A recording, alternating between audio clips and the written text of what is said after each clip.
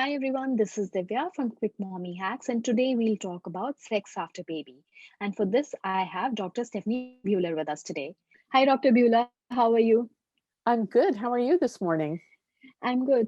So, thank you so much for joining us. So, my first question is what are the major reasons, according to you, that could affect the intimacy as well as sex after having a baby? Actually, the very first thing that I think about when I've had couples come in after they've had a baby is what was going on before they'd had a baby. Because the fact is that couples that had good intimacy and a good sex life before the pregnancy was ever created are more likely to have an easy time getting things back on track. So often those couples that are struggling had issues before the baby was ever conceived. And that can be for all kinds of different reasons. It can be, of course, it can be cultural, it can be religious, it can be personal, it Mhm. can be relational, it can be biological, it could be any infertility also, Yeah. if they went through treatment. But that is the major consideration about getting things back on track. The fact is that about 90% of couples resume their sex life within a year after the baby is born. So usually there is a 6 week rule of resuming sex after baby. I mean, which is usually told to people.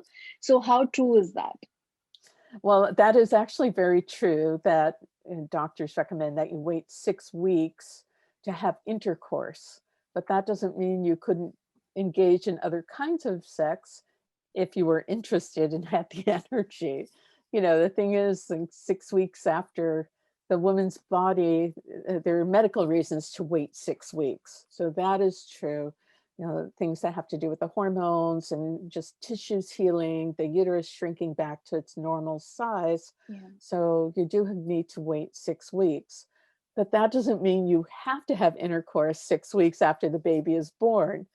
Not a Yeah. requirement, right? So couples don't need to Mhm. pressure themselves to start being sexually active exactly 6 weeks Mhm. after the baby is born. Do you think like PPD, postpartum depression, or body image issues, which is actually quite common after the baby is born in many women, so do you think that actually affects the intimacy as well? Yeah, very much so. Actually, the body image is probably postpartum depression is very serious and Yeah. under recognized and probably undertreated. And I think, women who feel more than just baby blues really can't lift themselves out of a bad mood or sad mood really need to talk to their physician. The body image plays a role as well. Of course, women gain weight. You're supposed to gain some weight. And the postpartum, well, I have to say, I think a lot of women are shocked after they have a baby that things don't just go Yeah. like back to normal. You still like I know for myself, I was like, oh my goodness, I still have to wear my maternity pants after, like, I didn't expect that. So it takes time for your body to just return to normal. I think women need to be kind to themselves regarding their body image and, give yourself some time to heal and then think about doing things to get back into shape if that's important to you. But do you think like the mood swings that happen afterwards and a lot of like tiredness and sleep deprivation also plays into Oh, the affecting the intimacy? definitely, definitely. That's probably the number one complaint that couples have is that they're not getting enough sleep. And that's why couples need to be tolerant and kind to one Yeah. another and not push to get things back on track. And as I said, they can engage in maybe less strenuous kinds of sexual activity, but they can also do things like, give each other a massage, take a bath together, shampoo each other's hair, those kinds of things that are affectionate and intimate while they are recovering from this Mhm. huge change in their lives. And do you think like women also go through some vaginal pain after having a baby and when they try to attempt intercourse? Some women do, some women don't. Every woman is different. I think it's important for a woman who's going to have intercourse to be relaxed. Maybe take a warm bath. Drink a cup of chamomile tea or something Hmm. of that nature, and maybe have her partner give her a massage before they attempt intercourse. They should also think about having a lubricant on hand because after baby is born, especially if a woman is breastfeeding, Yes. then there's a low estrogen, and that can affect the tissues and how much natural lubricant there is. Not only during breastfeeding, not only is estrogen low, but progesterone is high, and that can affect drive as Yes. well. So I Mhm. think couples need to talk about that. Um, Sometimes they need to be in agreement about how long breastfeeding will continue, Mhm. and there's a balance there. The relationship and the baby's needs, and couples just need to work that out together. In your experience, is there a lack of intimacy more from the mom side or from the dad side, or what kind of things have you seen? Well, usually it is from the woman's side. I mean, because her body has gone through a huge change, and I think men are sometimes in a rush to get everything back to normal. Often couples stop having intercourse in the last trimester. Not all Mhm. couples do, but some do, and so sometimes a male partner is very eager to get things back on track. I think too, sometimes women, there are kind of different pressures on women to do a good job as a new mom. They often have their friends, in the picture, and let's be honest, they have their mother Yeah. and their mother-in-law in the picture, and they're trying to, like, mm, listen, but try to do what they think is right as the mother. I mean, there's a lot going on Hmm. there that Yeah. women have to negotiate that I don't know that men necessarily do. And Hmm. I think if couples had more education about their postpartum relationship, that would be very helpful. So, I mean, do you think that couples could actually lose interest in having sex at all after the delivery? Sometimes they do. Sometimes they are very overwhelmed with what has happened. Of course, not all births go according to plan. Most do, but sometimes the birth is, Traumatic. yeah, traumatic. Things may have gone wrong. I've heard all kinds of different stories about, people being allowed into the delivery room. I've heard husbands, every once in a while, there's a husband who is turned off from having been present during the delivery. And I even have a friend whose husband fainted during the delivery. So, Yeah. it can be very traumatizing. And then I think some people, I can speak for myself. I talk about this in the book. I mean, I don't think my husband and I were truly prepared for what it was going to be like to bring an infant into the house. And I know we Hmm. brought our infant, we had like a little carrier, and we brought her in and we put her on the sofa, and then we looked at each other and went like, well, now what? Now what, what happens now? We really didn't know. We were both really stupid about it. So I can see couples taking quite a while to um, really feel like they have a handle on all the change that's happening. Hmm. What I would say is for couples who lose interest, to give yourself at least 3 months Yeah. to see, like give yourself 3 months. And if things are not going well after 3 months, then have a talk together about what is happening. And if things still aren't going well after maybe 6 months, then I would recommend talking to someone about what is going on. So, according to you, like the patients or the couples who actually come to you, at what stage do they usually come? I mean, is it very far along, or, what kind of, just getting an insight of, Yeah, that's yeah. a really great question. Honestly, it's been all over, all over. Sometime I had a woman who came in. It was 6 or 7 years since she and her husband had intercourse since their last baby, and a lot of it for her really had to do with body image. She was Mhm. very ashamed of herself, and actually, what what helped her was yoga. I suggested I asked her, I said, what is something that you used to do physically that made you feel good about your body? And she remembered that she used to like yoga. And so she started to do yoga and she started to develop a different relationship with her body. Of course, Mhm. yoga can also help with hormone balance. And so she developed interest. And so Yeah. that was very interesting. But I've also had a woman who called me, I'm going to say it was 4 weeks Mhm. after baby was born. And I was very surprised. And that's when I really became interested in this topic.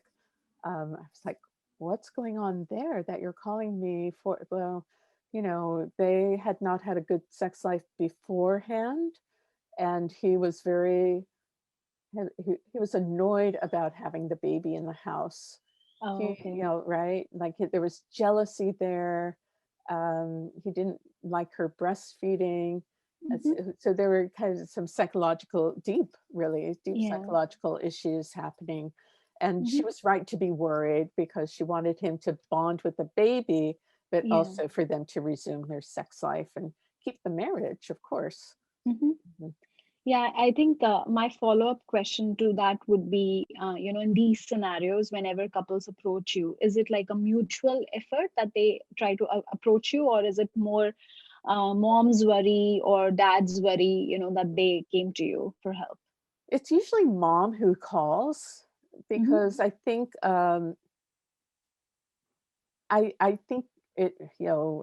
most cultures, it's difficult for men to recognize for themselves what kinds of issues are coming up for them.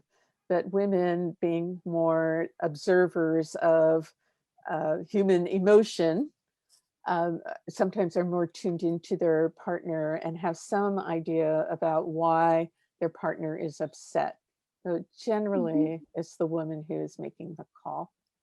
And for the people who have actually come to you, so do you see more of the women approaching you who have had vaginal delivery or C-section, or like, it doesn't matter what Uh, kind of delivery? it doesn't matter. It's kind of interesting. The C-section, even if it's a planned C-section, because the pregnancy itself and carrying the baby can cause changes in the pelvic floor muscles. And Yes. so, right, so the C-section, you can still have pelvic pain and that kind of thing. Also, women who have emergency C-section, sometimes they've gone through quite a bit of labor first, Yes. and that changes the muscles as well. So it doesn't really Mhm. matter. Either one can cause problems. So, how could this lack of intimacy affect a couple's marriage or the relationship and, overall well-being in general? Yeah, that's interesting. There was a study, I have to say that this is not a population that is well studied, the Hmm. sexuality postpartum. There are a few researchers, but one group of researchers did a study and they found that if a man felt connected to his partner, in other words, had a good emotional connection to her, then he could be very patient about resuming intimacy Yeah. after baby. That Hmm. seemed to be very important. Hmm. If that intimacy, the emotional intimacy isn't there, that's when you see like impatience, annoyance, intolerance, and so Hmm. on. And I would be worried. I would be concerned in those cases. I would want them to come in and have some marital therapy, perhaps. What are the ways, according to you, in which, the couples can actually work on their intimacy, trying to get back. Right. So I think it's very important for them to just openly acknowledge that they are having a struggle, trying to figure this out, and that they have to be compassionate towards one another. And I think it's very important to maintain affection, to be affectionate with each other, to just sit on the sofa after baby is put to bed, or while the baby is napping, and sit on the sofa and cuddle. Although I will say that some women feel after handling the baby, and if they have other small children, they get touched out. They feel like I've already had enough touch. So sometimes the best thing is for a woman to just have some time to herself, to just maybe take a nap or take a shower, or go for a walk or see a friend or something. And I think each partner has to identify what they need, what would make them feel loved besides Hmm. having sex. Hmm. And, that could be having a conversation. It could be spending 15 minutes together every Yeah. day. But what are the circumstances in which couples should think about approaching for help? Yeah, well, definitely one sign is if you are fighting. Hmm. Fighting about sex that's not a good sign. Sex is not something to be fought about, it's something to be discussed. If you're fighting about it, I would really recommend that you see somebody. Another sign is, like I said, it's been several months or maybe a year, maybe two Yeah. years, and you haven't been able to get things back on track. I would definitely consider talking to a professional about that. Hmm. The third thing, as we discussed, is if there's any worry about postpartum depression or anxiety, and Hmm. men can have postpartum depression too, Yes. which that doesn't get discussed at all. Hmm. And so if either partner is feeling blue, sad, um, exhausted, and they just can't seem to shake it, they can talk to their physician or to a mental health provider about that. So, in all this discussion, what is your best advice which you would like to give to dads first, and then I'll move to moms? Okay. For dads, I would say be patient. Your wife has just gone through a huge process. Her body has done this miraculous thing, but it's taken a great deal of energy. And she also is trying to figure out how to be a mother. And women do put a lot of pressure on themselves to be a good mother. Support her in Yeah. making this transition. And if you are supportive and affectionate and not demanding, you know what?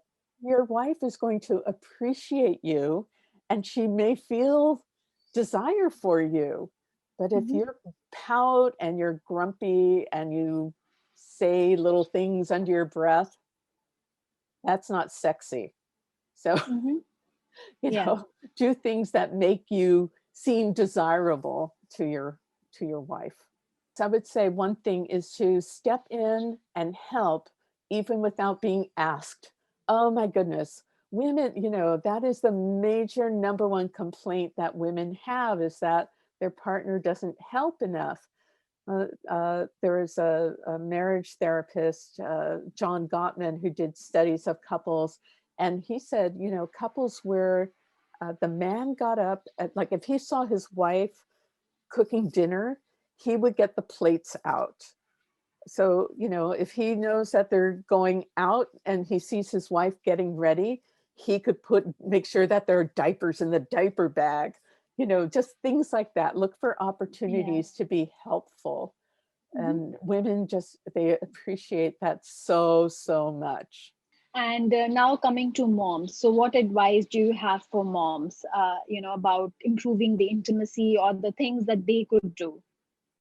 Yeah, well, I have to say, there are several things. One is to do what you must to get enough sleep. If Hmm. someone, if you have a parent who volunteers to be there in the evening so that you can go to sleep early, take them up on that.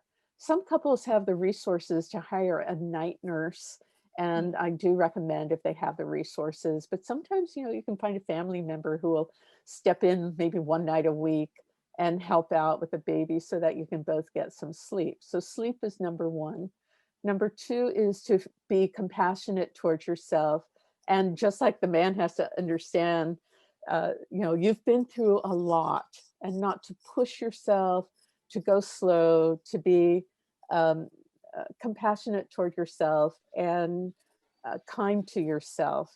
Don't be hard on yourself about your body or your ability to figure it all out right away. Most couples have resumed having intercourse about 6 months postpartum. Mm-hmm. If intercourse is painful, even with lubricant and relaxation, women should go and speak with her gynecologist and get some insight into what might be happening. Mm-hmm. Also, very important, pelvic floor physical therapy can be very helpful in getting the pelvic floor muscles properly toned so that intercourse is comfortable. And so, getting medical help would be maybe first and foremost. Um, but if a couple finds that things are, you know, things are not getting back to normal, um, I think that they have to be open and honest with one another. Whoever is sometimes it's one partner who's noticing and Yeah. not the other. And the one who's noticing needs to be kind about it. Say to the partner, there's something that I don't know if you are aware, but it's been, we haven't had sex since the baby was born. And it's now been it's been several months. I feel I've been patient. What do you think is going on? Yeah. Mhm. Mm-hmm. And have them start to problem solve together. So I think those were the questions I had, and I know that it's a really, really important topic, and a lot of couples go through this, and should be discussed more. So I thank you for your time and for coming here to discuss this. Thank you so much. Well, this brings me to the end of this video. Thank you for watching. If you liked the video, subscribe to my YouTube channel, Quick Mommy Hacks, and follow me on Instagram.